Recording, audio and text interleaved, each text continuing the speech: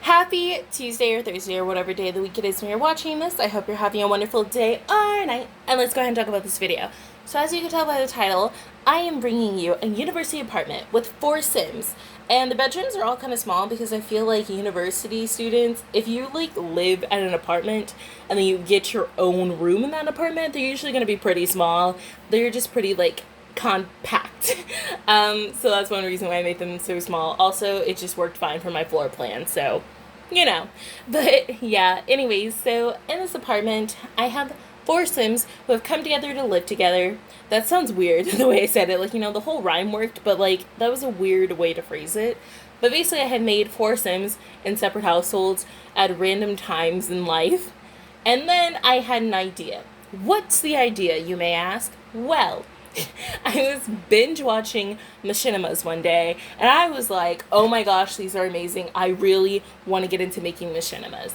And then I did. I gave the Sims makeovers because they were already made, but I made over the Sims. I put them all together in a household. I put them in an apartment, and then I renovated the apartment after making the Sims over.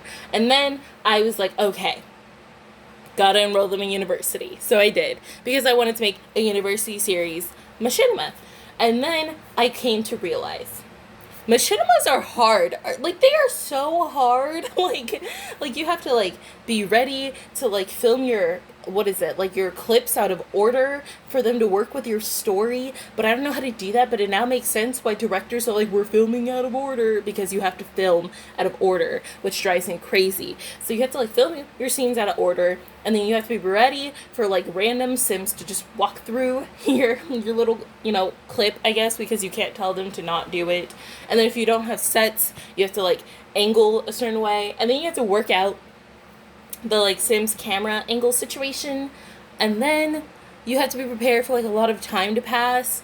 And if you're playing in a save where you have other current households that you like to play with, especially if they're going to automatically age up or whatever, that's a problem for your beloved Sims, because you're not there for any of those moments. And so you have to have a different save in particular for this series that you want to do, or turn off the time, or just not care about the Sims who are living coexisting or whatever. It's a whole ordeal. So I decided to take a break on that idea after trying to film the first episode, but I kind of like the footage I got a little, so I may make a trailer or something. I don't know. I may do something with video clips, or I may just throw them away, scrap it, and just move on with the idea. But the idea was, these 4 friends met because they were all orphans. And the first reason why they became orphans was just because I had made them without families, and I was kind of I need a way for them to all know each other for this story that I kind of wanted to go through, because I kind of already planned out the whole story. So I was like, okay, yeah, so they're all orphans, and basically the first thing we have is Anna Maria Sinclair, and just like her name, she is rich as world. And basically the story for her is that her parents, loved her to bits and pieces, but they did not love the families that they came from, just because they didn't like how snobby and disrespectful their parents were, and they kind of felt pretty isolated. They both, her parents both felt like the black sheeps of their family, and so they ended up getting, they eloped and ran away together, and they cut off their family and didn't talk to them anymore. Their family didn't care because they didn't go looking for them or anything. But yeah. And so her parents, were happily, they got rich because they were really good in the corporate world and investments. And so they are rich, which is woo, good for them. And then one day they it was kind of accidentally. They died in a car accident, which I guess is an accident, so it is accidentally. I don't know. But yeah, they passed in a car accident. And because they didn't have any relatives or anybody, Anna Maria wasn't really taken in by anyone, and so she became an orphan. And then the second Sim we have is Lila, and her and Anna Maria met each other first, and they became best friends because, Lila adores her. Lila adores her, and Anna adores Lila, so it just all works out. And they became childhood best friends. They are the same age. And so it was just wow, buddy, hey, we found each other. So it's kind of making the best out of a sad situation for them both. And then one day they were playing on the playground, and they ran into this boy named Ethan Wong. And Ethan was one of those like boys who was kind of mad at the world a little bit, but he tried to hide it by like using his sense of humor. Wow, I can't talk. His sense of humor to cover it up. And so he ended up befriending them on the playground. He was like, "You want to play soccer?" And they were like, "No. But we want to make friends because you seem nice, so why not?" So Anna Maria and him would play soccer, and Lila would kind of watch because Lila's pretty shy and introverted and also just doesn't really like sports enough for that. And so she kind of just watched, and she would read her books while hanging out with them because, you know, she was still part of the group, but she was not down to play soccer. So she'd like read the book at the playground while they played soccer, and it was a nice little like thing they did. And then they would all like, they would hang out together as much as they could because they had become a trio, a best friend group. And then one day, this boy, who was a little older, but like maybe a year or two from the girls, came, and his name was Lucille Clinton. And Lucille was super quiet. Like, he was basically mute because he refused to talk to anyone besides the people he was forced to talk to, aka, like, you know, the adults. And so whenever he had to say something, he would speak, but besides that, he didn't really talk. And because of this, him and Lila actually kind of bonded a little bit because one day Lila went over to him in the library because he was in her spot, but he didn't know that was Lila's spot. But since like barely anyone really went to like the library area of the house, you know, no one cared that it was her spot. And so she went over to him and she saw what he was reading. And what was it? I would love to name a classic, but my high school didn't force me to read classics very much. So let's say he was reading The Picture of Dorian Gray, because that's the only one I've read. Actually, wait, I mean, I read some Shakespeare, but whatever. I wanted to say The Great Gatsby, but I can't say that because I haven't read it. So he's reading The Picture of Dorian Gray. And Lila was like, "Oh, you read. Interesting. You're reading some really good material there." And so you still kind of looked at her because he was like, "Why is this chick over here?" I'm just kidding. Because at this point, you know, he's like 14, she's like 12. So it's like a whole ordeal. And so she was like, "Okay, who's this boy? Who are you?" But like, yeah. So anywho, they kind of just like both stared at each other. And then Lila sat, you know, on the other side of like the window bench. And she just started reading. And Lucille was like in his head, "Alrighty." And he continued his book.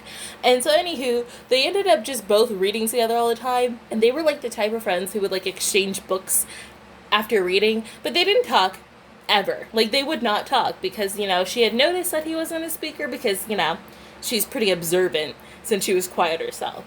And so they kind of just got along and kind of communicated through books and things like that. And sometimes, you know, they would be like, okay, sometimes Lila would be like, "Oh my gosh, look at this moment." And she'd laugh when Lucille, like, would furrow his eyebrows, like, "Why are you laughing? This is a quiet room." And then she would be like, "Look!" And she would talk about it. It was cute. So anywho, a few years later, you know, Lucille became 18 first, and so he left the house. And he was kind of scared because all he ever knew was Lila with the books, because they just read for ages. That's like all they really did, besides, you know, their schoolwork and things like that. And then he became like used to Anna Maria because she's very bubbly and in your business.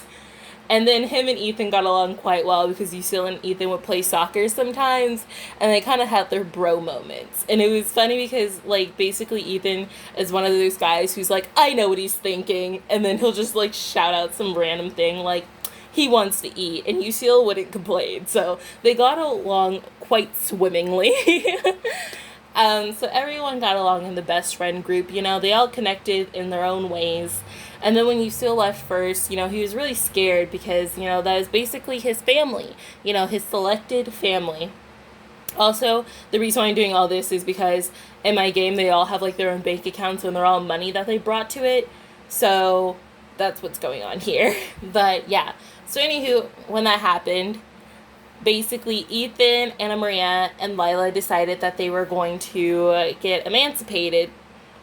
Also, I'm sorry, I didn't research anything, so if any of these things are wrong, I do not mean to be insensitive, and I'm sorry that I came here misinformed. So please don't feel attacked or anything when I say these things, but also feel free to correct me in the comments because I should have kind of researched this before I came here with this whole story. So I apologize ahead of time.